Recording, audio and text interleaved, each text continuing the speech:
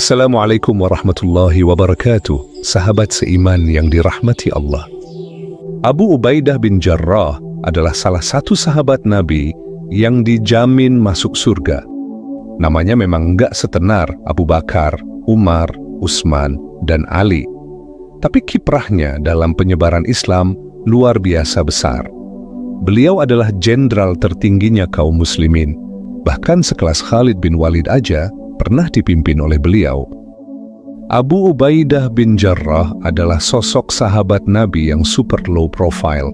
Beliau nggak suka pamer, nggak suka cari muka, dan nggak pernah sekalipun merasa dirinya paling hebat. Saking low profile-nya Abu Ubaidah ini, kisah hidup beliau aja mungkin nggak banyak diketahui oleh umat Islam saat ini. Padahal, kalau boleh jujur, Abu Ubaidah ini punya banyak banget kelebihan yang belum tentu dimiliki oleh sahabat Nabi lainnya. Bahkan Nabi sendiri pernah berkata, setiap umat memiliki orang yang paling terpercaya, dan orang yang paling terpercaya di umat ini adalah Abu Ubaidah bin Jarrah. Jadi siapa sih sebenarnya Abu Ubaidah bin Jarrah?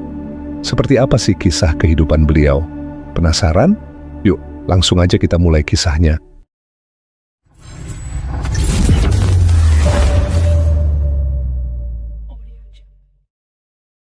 Oke, kita mulai kisahnya dari sini. Nama asli Abu Ubaidah adalah Amir bin Abdullah bin Jarrah, tapi orang-orang lebih mengenalnya dengan julukan Abu Ubaidah bin Jarrah. Beliau lahir pada tahun 583 Masehi, tepatnya 27 tahun sebelum Nabi Muhammad diangkat menjadi nabi.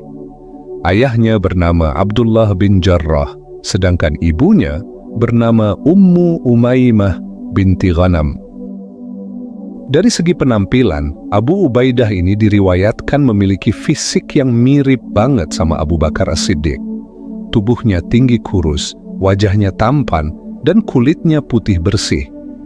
Dan yang membuat Abu Ubaidah ini lebih mempesona adalah pembawaannya yang tenang dan elegan. Beliau ini tipe orang yang nggak banyak ngomong, tapi sekali ngomong, semua orang langsung diam dan respek sama beliau. Orang diam bukan karena suaranya yang keras, tapi karena setiap kata yang keluar dari lisannya selalu bijak, tenang, dan penuh makna. Kalau Abu Ubaidah udah bicara, bukan cuma telinga yang mendengar, tapi hati pun ikut mengiyakan. Keren banget kan? Abu Ubaidah bin Jarrah adalah salah satu sahabat Nabi yang termasuk ke dalam golongan As-Sabiqunal Awwalun, yaitu orang-orang pertama yang memeluk Islam. Beliau masuk Islam melalui ajakan Abu Bakar As-Siddiq. Masuk Islam di awal penyebarannya bukanlah hal yang mudah. Berani masuk Islam berarti udah siap nerima resiko, udah siap hilang harga diri, dan siap menerima tekanan dari kaum kafir Quraisy.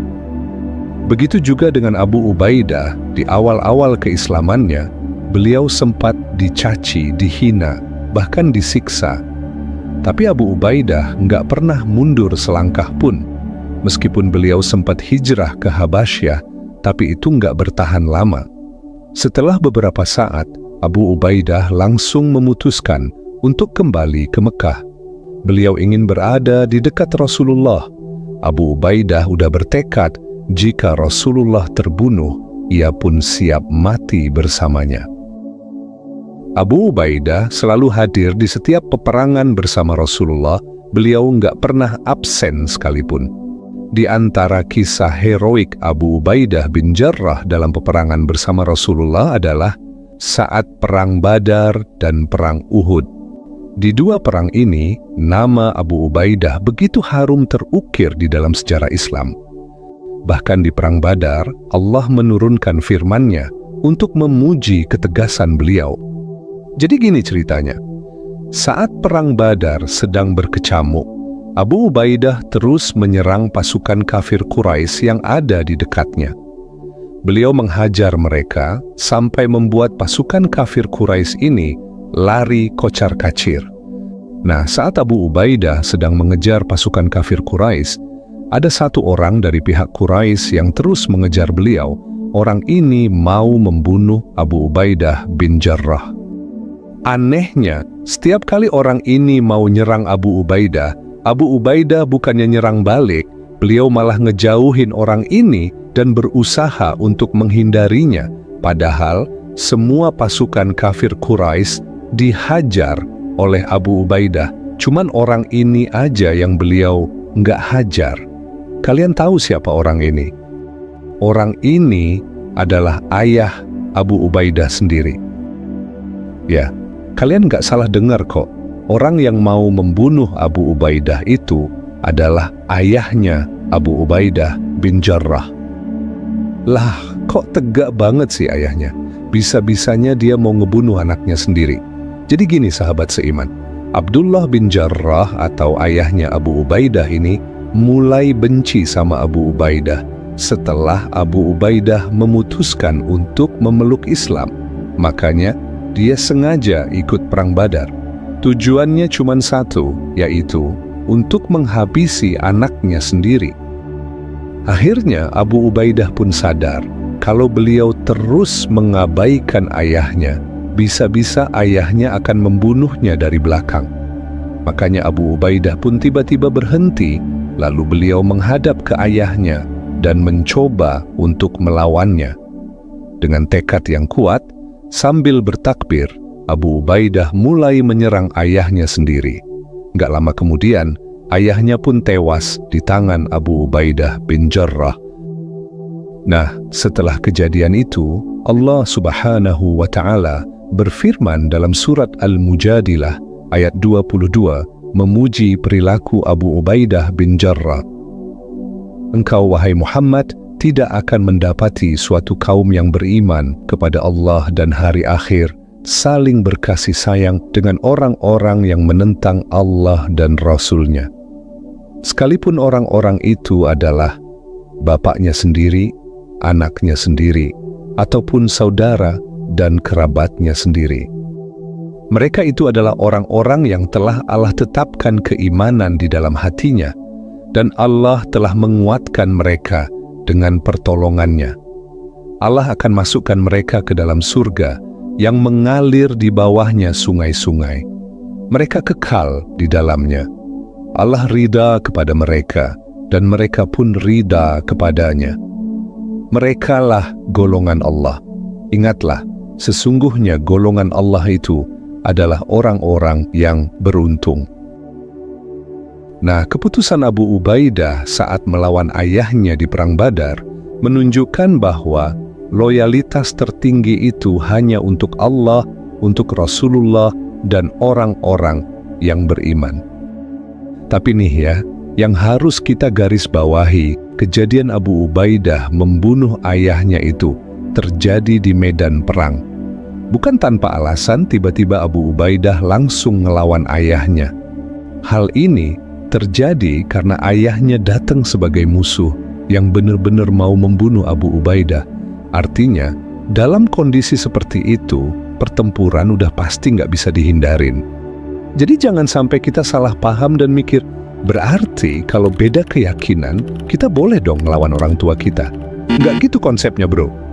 Kalau kita nggak ada masalah apa-apa sama orang tua kita, walaupun mereka beda agama dengan kita tetap wajib menghormati dan berbuat baik kepada mereka.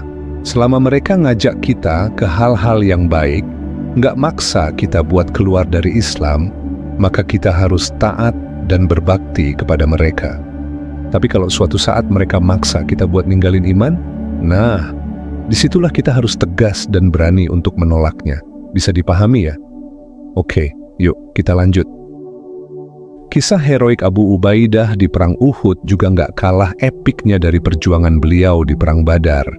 Seperti yang udah sering kita dengar, Perang Uhud ini adalah salah satu momen berat buat kaum muslimin. Pasukan muslimin yang awalnya unggul, tiba-tiba berbalik terdesak gara-gara sebagian pasukan pemanah ninggalin pos mereka. Akibatnya, kekacauan pun terjadi, formasi kaum muslimin hancur, dan banyak dari para sahabat yang gugur di perang tersebut. Di tengah kegentingan itu, Rasulullah pun langsung menjadi target serangan dari pasukan kafir Quraisy. Saat pasukan Quraisy mengarahkan serangannya ke arah Rasulullah, beliau pun berusaha mundur untuk menghindari serbuan mereka. Tapi tiba-tiba, Rasulullah pun terperosok ke dalam sebuah lubang yang udah digali oleh orang-orang kafir Quraisy. Dan disitulah 3 orang dari pasukan Quraisy langsung menyerang beliau tanpa ampun. Salah satu dari mereka sempat melempar batu ke arah Nabi sampai membuat gigi beliau patah. Dan yang lainnya juga sempat mengayunkan pedangnya ke arah pundak Rasulullah. Untungnya, pukulan itu nggak langsung mengenai pundak Nabi karena tertahan oleh baju besi yang beliau pakai. Tapi tetap aja, saking kerasnya serangan itu, Rasulullah Shallallahu Alaihi Wasallam sampai merasakan sakitnya selama sebulan penuh. Lalu, satu orang lagi, dia sempat mengarahkan pedangnya ke wajah Rasulullah. Tapi karena Rasulullah memakai topi besi, maka pedang itu nggak langsung mengenai wajah beliau. Karena di zaman itu, topi perang memiliki tirai pelindung dari rantai di sisi kiri dan kanannya. Nah, akibat dari kerasnya hantaman pedang itu, rantai pelindung itu pun sampai menancap di pipi Rasulullah. Hingga akhirnya darah pun mulai mengalir dari wajah beliau yang mulia. Dalam kondisi yang super terdesak itu, Rasulullah benar-benar nggak bisa berbuat banyak. Lubang tempat beliau terperosok tersebut cukup dalam dan sempit. Jangankan untuk melawan mereka, menghindari serangan mereka aja susah banget. Singkat cerita, waktu Rasulullah dalam keadaan terluka dan terjebak di dalam lubang, Abu Ubaidah adalah salah satu sahabat yang posisinya ada di dekat Nabi Sallallahu Alaihi Wasallam. Melihat kondisi Rasulullah, beliau langsung lari ke arah Rasulullah, lalu menyerang pasukan kafir Quraisy tersebut. Akhirnya ketiga kafir Quraisy itu pun berhasil dipukul mundur oleh Abu Ubaidah. Dan setelah mereka berhasil dipukul mundur, Abu Ubaidah pun langsung turun ke dalam lubang tersebut. Beliau melihat ada 2 potongan rantai besi dari topi baja yang menancap di pipi Rasulullah Sallallahu Alaihi Wasallam. Maka Abu Ubaidah pun langsung menarik rantai besi yang menancap di wajah Rasulullah itu dengan giginya. Karena Abu Ubaidah tahu kalau beliau menariknya menggunakan tangan, maka rantai itu dapat membuat wajah Rasulullah semakin terluka. Rantai itu kan udah masuk ke pipi Rasulullah, jadi kalau diambil pakai tangan, tentu membutuhkan ruang yang lebih besar agar jari-jari bisa menjepit rantai tersebut lalu menariknya. Artinya, kalau Abu Ubaidah mau ambil rantai itu pakai tangannya, tentu jari-jari beliau harus nyelip di antara kulit wajah Rasulullah dan rantai besi tersebut. Dan itu justru bisa menambah luka, bahkan dapat merobek kulit Rasulullah Sallallahu Alaihi Wasallam. Nah, karena Abu Ubaidah tahu kondisi ini, maka beliau pun menggunakan giginya untuk menarik rantai yang tertancap tersebut. Dan kalian tahu apa yang terjadi selanjutnya. Saking dalamnya rantai itu menancap di pipi Rasulullah, waktu Abu Ubaidah berhasil menariknya, gigi depan beliau pun ikut copot bersama rantai yang ditariknya itu. Bayangkan sahabat seiman, ada 2 besi yang menancap di pipi Rasulullah. Ketika keduanya berhasil ditarik oleh Abu Ubaidah, kedua gigi depan Abu Ubaidah pun copot bersama besi tersebut. Lihatlah betapa luar biasanya rasa cinta Abu Ubaidah bin Jarrah kepada Rasulullah. Beliau rela merasakan sakit saat giginya copot, asalkan luka di wajah Rasulullah tidak bertambah. Maka mulai hari itu Abu Ubaidah pun mulai dikenal sebagai sahabat Nabi yang giginya jatuh karena membantu Nabi Sallallahu Alaihi Wasallam. Bahkan para sahabat mengatakan tidak ada seorang pun yang gigi depannya tanggal dapat mengalahkan ketampanan Abu Ubaidah bin Jarrah. Sekarang mari kita masuk ke inti bahasan, yaitu tentang manaqib atau keutamaan dan kemuliaan Abu Ubaidah bin Jarrah. Apa saja kelebihan Abu Ubaidah?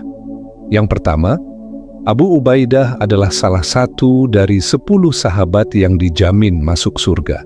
Hal ini sesuai dengan hadis yang disampaikan oleh Rasulullah. Abu Bakar As-Siddiq di surga, Umar bin Khattab di surga, Utsman bin Affan di surga, Ali bin Abi Thalib di surga, Thalhah bin Ubaidillah di surga, Zubair bin Awam di surga, Abdurrahman bin Auf di surga, Sa'ad bin Abi Waqqas di surga, Sa'id bin Zaid di surga, dan Abu Ubaidah bin Jarrah di surga. Keutamaan Abu Ubaidah yang kedua adalah beliau satu-satunya sahabat yang diberi gelar oleh Rasulullah sebagai Aminul Ummah, atau orang yang paling terpercaya dari umat ini. Jadi ada kisah menarik nih, waktu Rasulullah menjuluki Abu Ubaidah sebagai Aminul Ummah. Pada suatu hari, datanglah delegasi Najran dari Yaman menghadap Rasulullah untuk menyatakan keislaman mereka. Setelah melewati dialog yang panjang, salah satu dari delegasi itu berkata, "Ya Rasulullah, utuslah kepada kami seseorang yang benar-benar bisa dipercaya, yang amanah, yang jujur, yang bisa kami andalkan untuk membimbing kami." Mendengar permintaan itu, Nabi Muhammad pun menjawab, "Akan aku utus kepada kalian seorang laki-laki yang benar-benar amanah. Dia bukan hanya terpercaya, tapi dia di atasnya orang yang terpercaya. Dialah pimpinannya orang amanah, dan dialah pimpinannya orang yang jujur." Mendengar ucapan Rasulullah, para sahabat yang ada di sana langsung angkat kepala. Karena siapapun yang ditunjuk oleh Rasulullah saat itu, berarti dia bakal dapat gelar orang yang paling terpercaya. Saking istimewanya momen itu, sekelas Umar bin Khattab pun sampai berkata, "Aku tidak pernah berharap suatu jabatan seumur hidupku, kecuali pada saat itu. Bahkan aku sampai menegakkan tubuhku agar Rasulullah dapat melihatku lalu menunjukku." Tapi ternyata Rasulullah malah memandang ke arah Abu Ubaidah lalu berkata, "Qum ya Aba Ubaidah bin Jarrah." Berdirilah wahai Abu Ubaidah bin Jarrah. Dan ketika Abu Ubaidah sedang berdiri, Rasulullah kembali melanjutkan ucapannya. Setiap umat memiliki orang yang paling terpercaya, dan orang yang paling terpercaya di umat ini adalah Abu Ubaidah bin Jarrah. Dan sejak saat itu, gelar Aminul Ummah melekat erat pada diri Abu Ubaidah bin Jarrah. Keutamaan Abu Ubaidah yang ketiga adalah beliau termasuk sahabat yang paling dicintai oleh Rasulullah setelah Abu Bakar dan Umar. Cinta Nabi kepada para sahabat bukan sekedar cinta. Cinta Rasulullah berarti beliau ridha, kagum, dan hormat terhadap akhlak dan keimanan seseorang. Dan Abu Ubaidah bin Jarrah termasuk dalam lingkaran cinta itu. Kisah ini diriwayatkan dari Sayyidah Aisyah radhiyallahu anha. Pada suatu hari, Abdullah bin Umar datang kepada beliau dan bertanya, "Wahai Ummul Mukminin, siapa sahabat Rasulullah yang paling beliau cintai?" Sayyidah Aisyah pun menjawab, "Abu Bakar As-Siddiq." "Lalu siapa lagi, wahai Ummul Mukminin?" tanya Abdullah bin Umar. "Umar bin Khattab, ayahmu." "Lalu siapa lagi, wahai Ummul Mukminin?" "Abu Ubaidah bin Jarrah." "Lalu siapa lagi?" Maka Sayyidah Aisyah pun diam dan tidak menjawabnya. Keutamaan Abu Ubaidah yang selanjutnya adalah beliau dijuluki sebagai Amirul Umara, yaitu pimpinannya para pemimpin. Julukan ini bukan sembarang julukan. Julukan ini muncul dari momen penting dalam sejarah Islam. Jadi di masa kekhalifahan Abu Bakar As-Siddiq, pasukan perang kaum muslimin dibagi menjadi 4 bagian, dan masing-masing dari pasukan ini dipimpin oleh panglima-panglima hebat yang udah teruji di medan perang. Mereka itu adalah Khalid bin Walid, Abu Ubaidah bin Jarrah, Amr bin Ash, dan Yazid bin Abi Sufyan. Pembagian pasukan seperti ini memang membuat strategi perang menjadi lebih terorganisir. Tapi yang jadi masalahnya adalah ketika di suatu wilayah membutuhkan bantuan, pastinya akan dibentuk pasukan gabungan, ya kan? Nah, karena pasukan ini dibagi menjadi 4 bagian dan masing-masing pasukan dipimpin oleh panglimanya, maka ketika dibentuk pasukan gabungan, mereka harus pilih lagi tuh siapa yang bakal jadi pemimpin tertinggi di antara mereka. Dan ini tentu menjadi masalah baru waktu itu. Nah, setelah Khalifah Abu Bakar wafat dan tampuk kekhalifahan berpindah kepada Amirul Mukminin Umar bin Khattab, Umar melihat bahwa pasukan-pasukan ini harus punya satu pemimpin untuk memimpin mereka semua. Maka beliau pun langsung menunjuk Abu Ubaidah bin Jarrah sebagai panglima tertinggi kaum muslimin. Dan sejak hari itu, Abu Ubaidah pun menjadi panglima besar yang membawahi para panglima lainnya.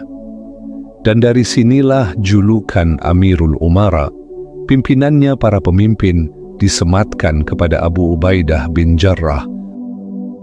Meskipun sudah menjadi seorang panglima tertinggi, gaya hidup Abu Ubaidah nggak pernah berubah. Beliau tetap humble, sederhana, dan nggak pernah sombong.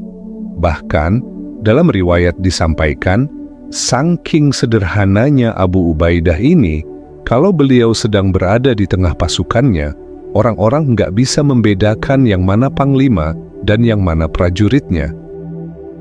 Suatu hari, Amirul Mukminin Umar bin Khattab datang ke negeri Syam.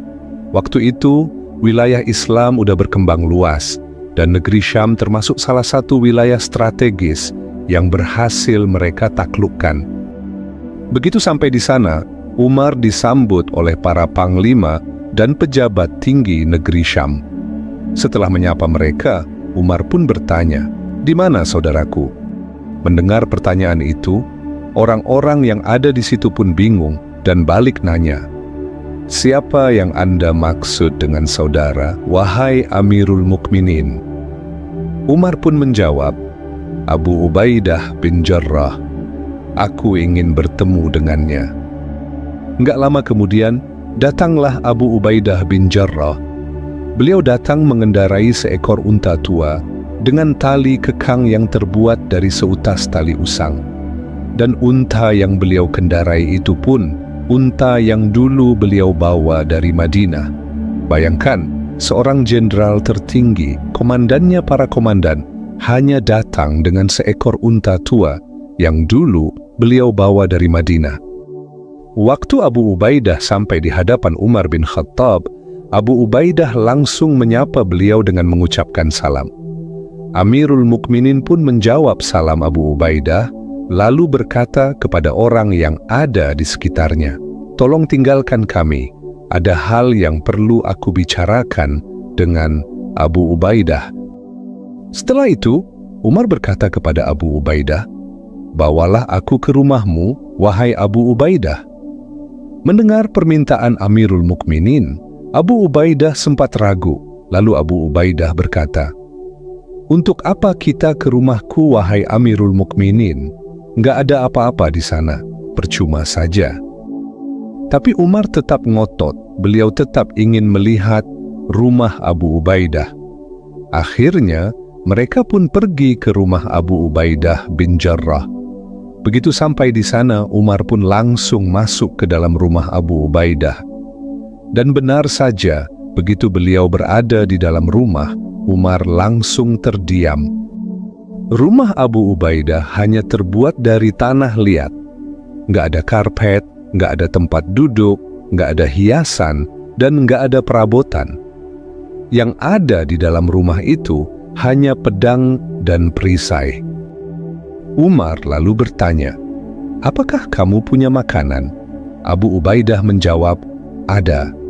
Lalu beliau mengambil kantong kecil dari sudut rumahnya. Dan isi dari kantong itu hanya beberapa potongan roti kering. Saat melihat itu, Umar bin Khattab langsung menangis. Air matanya mengalir membasahi wajah beliau yang mulia. Dengan suara yang bergetar, Umar berkata, "Sungguh, dunia telah mengubah kami semua, kecuali engkau, wahai Abu Ubaidah bin Jarrah." Lihatlah sahabat seiman, di saat dunia menawarkan kemewahan, Abu Ubaidah tetap memilih kesederhanaan. Saat semua orang punya alasan untuk hidup mewah, beliau tetap hidup sederhana. Karena bagi Abu Ubaidah, jabatan itu adalah sebuah amanah, bukan sebuah fasilitas. Padahal, Abu Ubaidah bisa aja hidup dalam keadaan mewah. Waktu itu kan keadaan kaum muslimin udah jauh berubah. Wilayah kekuasaan Romawi udah ditaklukkan, harta rampasan perang berlimpah ruah, bangunan-bangunan megah yang ditinggalkan oleh orang Romawi juga cukup banyak. Bahkan, hewan ternak yang ditinggalkan oleh mereka, harganya juga mahal-mahal. Tapi nyatanya, Abu Ubaidah nggak ambil satupun fasilitas itu. Beliau lebih milih hidup sederhana dan apa adanya. Makanya nggak heran ketika Umar bin Khattab ditanya oleh para sahabat, apa angan-angan yang beliau impi-impikan? Umar menjawab, "Aku menginginkan setiap kepala keluarga yang ada di Madinah dipenuhi oleh Abu Ubaidah bin Jarrah." Maksudnya di sini, Umar menginginkan setiap laki-laki itu harus memiliki sifat seperti Abu Ubaidah bin Jarrah. Dan ucapan ini bukan Umar aja yang mengucapkannya. Bahkan Rasulullah sendiri pernah berkata, "Ni'mal rajul Abu Ubaidah bin Jarrah." Sebaik-baik laki-laki dalam segala hal adalah Abu Ubaidah bin Jarrah. Sahabat seiman yang dirahmati Allah, di akhir hayatnya Abu Ubaidah bin Jarrah wafat karena terkena wabah Tha'un. Tha'un ini adalah sejenis wabah mematikan yang saat itu menyebar di wilayah Syam. Ada yang menyamakan Tha'un ini seperti kusta. Ada juga yang bilang, kalau Tha'un ini semacam penyakit menular yang bisa membuat bagian tubuh membusuk, mengecil, bahkan bisa copot dari tubuh itu sendiri. Dan Nabi Muhammad sendiri pernah bersabda bahwa siapapun yang meninggal karena penyakit Tha'un, maka ia akan dihitung sebagai orang yang mati syahid. Saat wabah Tha'un menyebar hebat di negeri Syam, kondisi Abu Ubaidah mulai memburuk. Akhirnya salah satu sahabat yang bernama Mu'adz bin Jabal mengutus seseorang yang bernama Harits bin Umairah untuk melihat keadaan Abu Ubaidah bin Jarrah. Waktu Harits bin Umairah tiba di tempat Abu Ubaidah, Abu Ubaidah langsung menunjukkan tangannya. Tempat penyakit itu sudah menjalar. Harits bin Umairah yang melihat itu langsung panik. Dia pun langsung berdiri untuk mencari tabib yang bisa mengobati Abu Ubaidah. Tapi Abu Ubaidah malah menarik tangannya. Sambil tersenyum beliau berkata, "Demi Allah, aku tidak akan menukarkan penyakit ini walaupun dengan seekor unta merah." Karena bagi Abu Ubaidah, penyakit ini bukan sekedar penyakit, tapi ini adalah jalan menuju syahid. Jalan yang telah dijanjikan oleh Nabi SAW.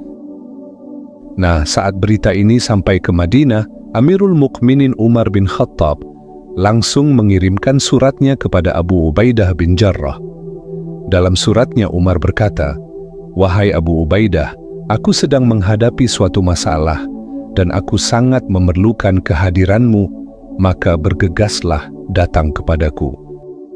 Umar sengaja berkata seperti itu. Beliau seolah-olah sedang butuh bantuan dari Abu Ubaidah, karena Umar tahu betul siapa Abu Ubaidah. Kalau Umar langsung bilang beliau mau mengobati Abu Ubaidah, udah pasti Abu Ubaidah nggak mau.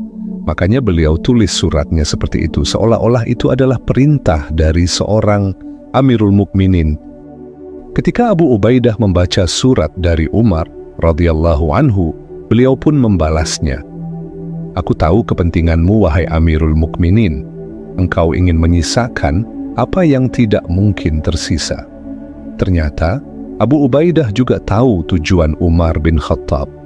Abu Ubaidah paham Umar sengaja menyuruhnya ke Madinah agar jauh dari wilayah Ta'un, dan nanti ketika beliau sampai di sana, Umar pasti bakal mengobatinya.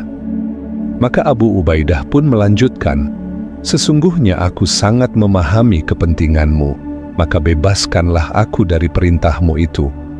Biarkan aku tinggal bersama pasukanku, biarkan aku menemani mereka sampai akhir hayatku."